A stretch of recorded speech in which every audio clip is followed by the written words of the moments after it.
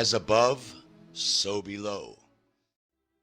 In 1960, David Latimer lowered one seed into compost in a bottle, watered it, and sealed it.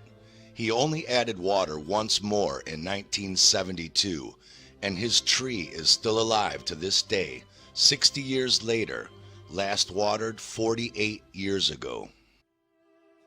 Recently, a story has been going around that a massive root system 4 miles deep and 4 to 7 miles in diameter was found under Devil's Tower, Wyoming, claiming it to be an ancient massive tree. While Reuters has fact-checked the source and cannot find any credibility to this story, there are in fact hundreds of well-researched videos and articles on the internet postulating that these thousands of tabletop mountains, plains, and plateaus around the earth are exactly that, petrified stumps of ancient trees of a size we cannot possibly fathom today. My poor, thirsty, dying aloe plant got me thinking and begged me to research. How much water does a tree need every week, or every year for that matter? Clearly I don't know, but apparently a general rule of thumb is to apply 10 gallons of water for every inch of tree trunk diameter, once a week if there is no outside natural source of water. If one of the smaller tabletop mountains like Devil's Tower were once a tree with a diameter of 923 feet or roughly 11,000 inches, it would require at least 111,000 gallons of water each week, or roughly 5,800,000 gallons of fresh water every year. One of the bigger ones, like Table Mountain in Cape Town, South Africa, with a diameter of 2.3 miles, or 145,000 inches, would require at least 1,451,000 gallons of water a week, or roughly 75,452,000 gallons of fresh water every year. Now there are literally thousands of these things all around the world, and one could imagine an ancient world much like the movie Avatar, only with trees much, much bigger than that movie. But where would all of the water come from to keep these trees alive?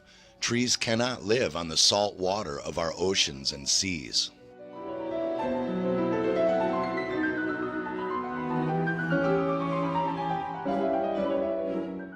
Many of the ancient cosmologies depict their belief in our world as an enclosed terrarium, resting on or perhaps floating on a giant foundation of what might be a pure fresh water table, a perfect source and delivery system for the hundreds of trillions of gallons of fresh water it would have taken for thousands of trees of such magnitude to grow, live, and thrive in.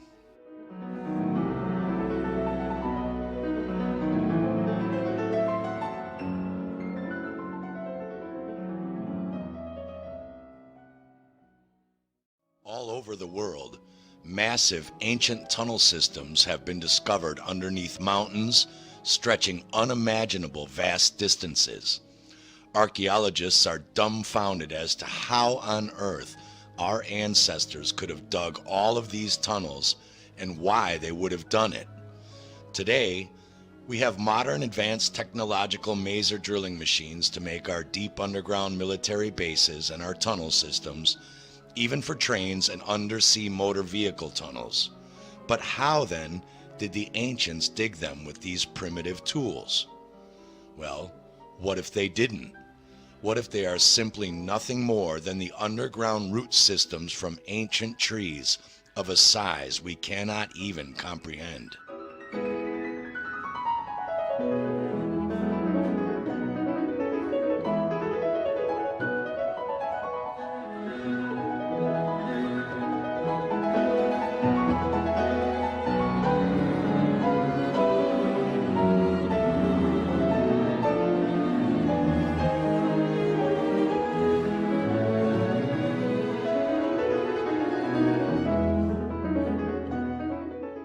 In Wisconsin today, we find the bizarre legend of the Titanic giant Paul Bunyan with his giant axe and his titanic ox, Babe.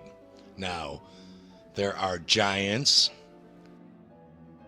and then there are titans, not to be mistaken for each other.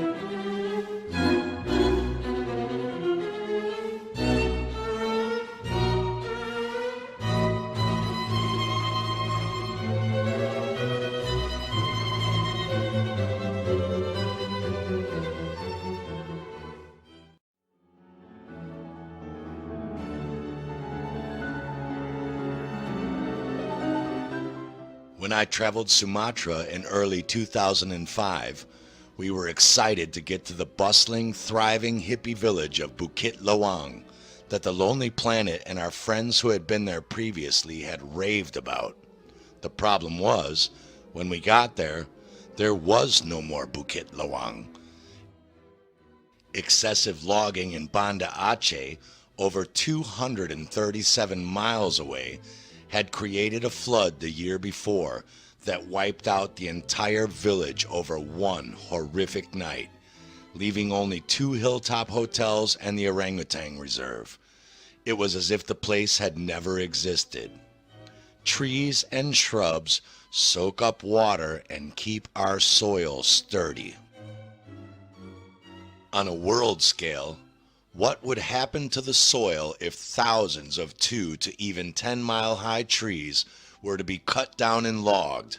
And where would all of the underground water go that was normally soaked up by these trees?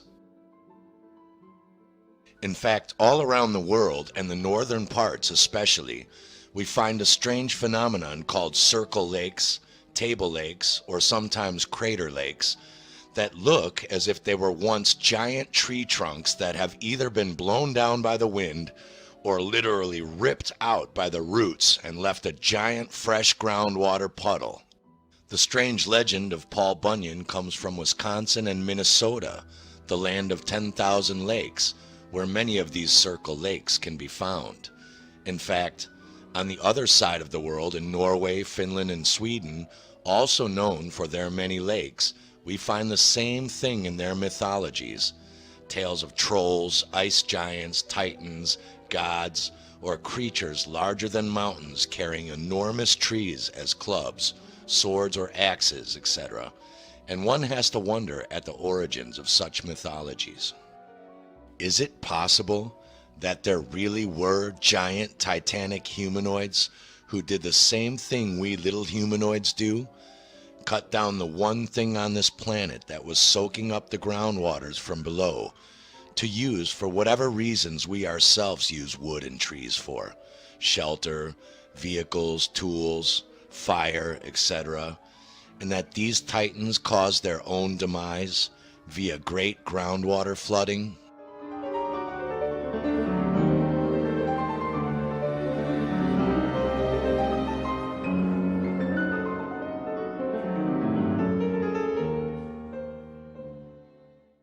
Do sea levels rise and fall? Or do land masses rise and sink in a stable sea level? And if so, how and why? Well, why do helium or hydrogen balloons float in the air? Because they are lighter than air, as is methane gas, which is found in abundance below the earth and the oceans, and is most controversial these days with fracking. But why? And what is a gas lighter than air even doing in abundance under our earth in the first place?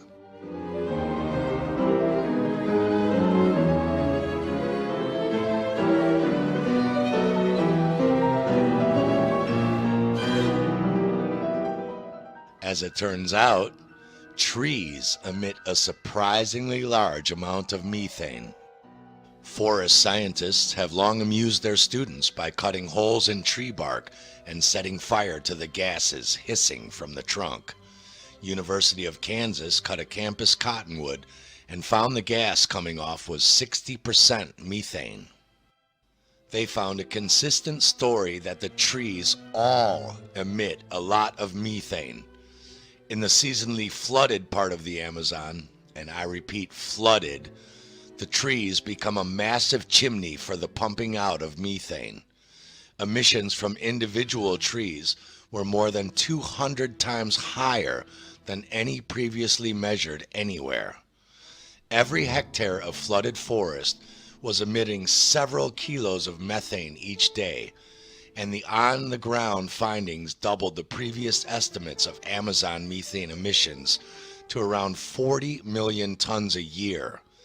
The trees were emitting as much methane gas as all of the tundra ecosystems of the Arctic, whose permafrost contains huge amounts of the gas, a store that is expected to be released in ever greater quantities as the region warms and its soils thaw.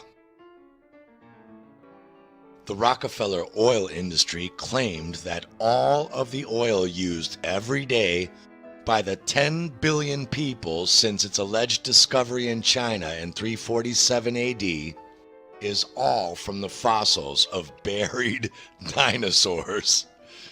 If this sounds ridiculous to you, it's probably because it is ridiculous. How many alleged dinosaur skeletons would it take to run all of the cars, trains, planes, and machines using oil worldwide just today alone? Have you ever seen a skeleton dug up in a puddle of its own oil?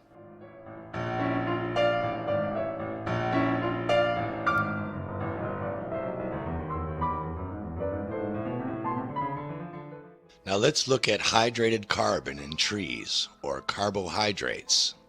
A carbohydrate is a biomolecule consisting of carbon, hydrogen, and oxygen atoms, usually with a hydrogen-oxygen ratio of 2:1, or H2O, water.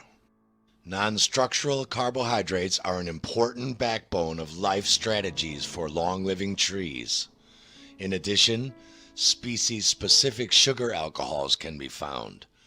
Woody axes, or branches in the trunks of trees, are not only involved in long-distance transport bark of carbon. The living wood tissues, sapwood, and the bark are also the major storage compartments of carbon. Carbohydrates sustain the formation of phenolic extractives, components which ascribe for the natural durability of wood. As roots of most trees are part of plant microbe interactions, or mycorrhiza, their carbohydrate status and the role of sugars in this interaction is also of importance. Enteric fermentation is a digestive process by which carbohydrates, such as in dead tree roots, are broken down by microorganisms into simple molecules for absorption into the bloodstream of animals, and just happens to be the third biggest source of methane emission, right after landfills and natural gas. Later, petroleum, burning of agricultural residues like trees, and silicon carbide production are the other biggest causes of methane gas emissions.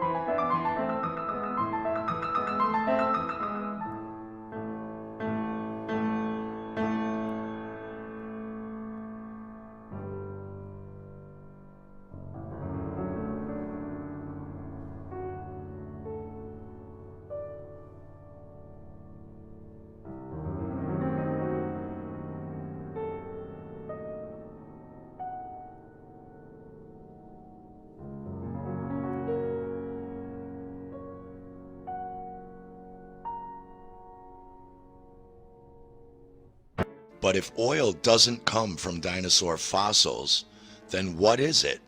Where does it really come from? And why is there so much of it underground? Kerogen is a fossilized material in shale and sedimentary rock that yields oil upon heating. It is organic matter that is insoluble or cannot be dissolved in organic solvents like benzene, and it is the precursor of both oil and natural gas like methane. But then, what organic material in these rocks, if not dinosaurs? Sedimentary rocks are formed from pre-existing rocks or pieces of once living organisms. You mean like giant fallen trees and titans? They form from deposits on the Earth's surface and are also found deposited in lakes and oceans. Again, kerogen is a solid, insoluble organic matter in sedimentary rocks, consisting of an estimated 10 to the 16th power tons of carbon, and is the most abundant source of organic, meaning once living, compounds on Earth, exceeding the total organic content of current living matter by 10,000-fold. Well then, what organic matter was once 10,000-fold more abundant than it is currently, if not trees? In the leading lamestream science theory, dead organic material accumulates on the bottom of oceans, riverbeds, and swamps, mixing with the mud and sand. Over time, more sediment piles on top, and the resulting heat and pressure, all of that heat in the wet, cold oceans, riverbeds, and swamps, transforms the organic layer into a dark and waxy substance known as kerogen. Left alone, the kerogen molecules eventually crack, breaking up into shorter and tighter molecules composed almost solely of carbon and hydrogen atoms. Depending on how liquid or gaseous the mixture is, it will turn into either petroleum or natural gas. We are told that underground coal seam fires, like the Burning Mountain in Australia, can burn for at least as long as 6,000 years. At Germany's Brandenburg, literally burning mountain in German, the coal has been on fire since 1688. Kevin Krajicek wrote in the Smithsonian Magazine, "Even more remarkably, ancient subterranean fires shaped the very landscape of the West.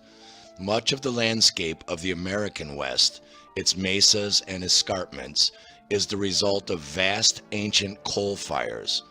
Long before we began excavating coal to burn in our factories, coal seams have been hidden rivers of underground flame, usually dormant, but occasionally destructive." Most of our active volcanoes are underwater. What if what we call plate tectonics are actually massive ancient underground tree root systems of a scale we cannot possibly fathom, and volcanic activity is nothing more than what we call coal seam fires in these old tree root systems, still burning from the kerogen, oil, and natural gases like methane, still being produced down below us. As we pondered earlier, do ocean levels rise, or do land masses rise and sink in stable ocean levels? Why are the oceans saltwater and the land masses filled with fresh water? If there were giant trees and the tabletop mountains, mesas, and plateaus are tree stumps, where then are the rest of these alleged gigantic trees? What are continents and what holds them together? Well, we're going to take this absurd theory one step further and get into exploring those exact answers in the next part.